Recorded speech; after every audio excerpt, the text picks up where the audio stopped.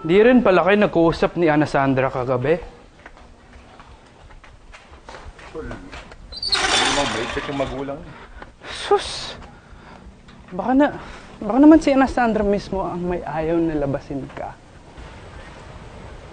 Bakit mo naman nasabi yan? Tol! Kasi may pumaporma na sa kanya. Pwede mo mangyari yun? Alam mo sa tingin ko, lamang na yung pumaporma kay Ana Sandra. Mayaman siya eh.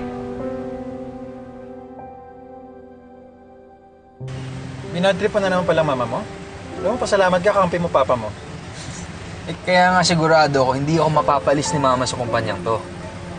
Hindi na ba matatapos yung World War niyo mag-ina? Eh, siya naman may kasalanan eh. Kung ano ko ngayon, kagagawan niya. Ay, hindi naman siya titigil sa pagmamanipulate sa akin. So, ayan, sasakay ko na lang siya. Tara. Okay, let's go.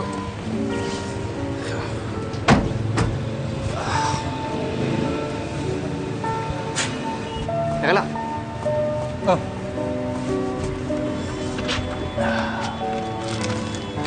Ano yan?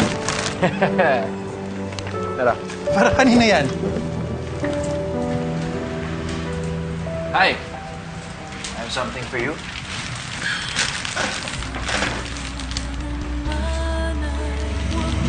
Hindi bigyan niyo po ako ng bulaklak? Bakit po?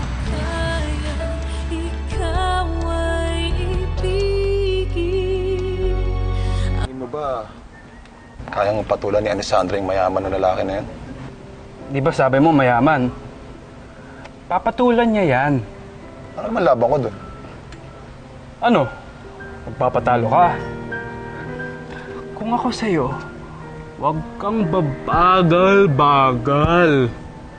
Ayun kung ayaw mo talagang mawala si Ana Sandra. Pero tol, to seryoso ah. Mahal na mahal ko na si Anisandra eh. Kung kami magkakatuluyan, hindi ko gagawin sa kanya ang ginawa ni Airpods kay Inay. Hindi ko siya iwan, tol. Yun naman pala eh. Sa kanya may kwento yan. Sa tingin mo ba, kaya niya akong patulan? Tara na.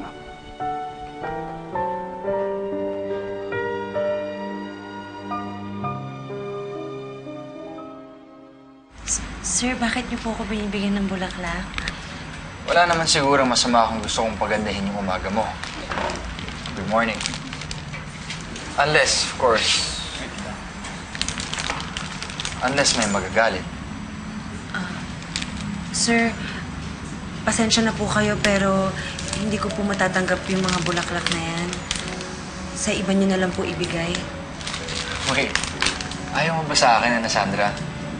Because honestly, I really like you. At kung papayag ka lang, liligawan na kita.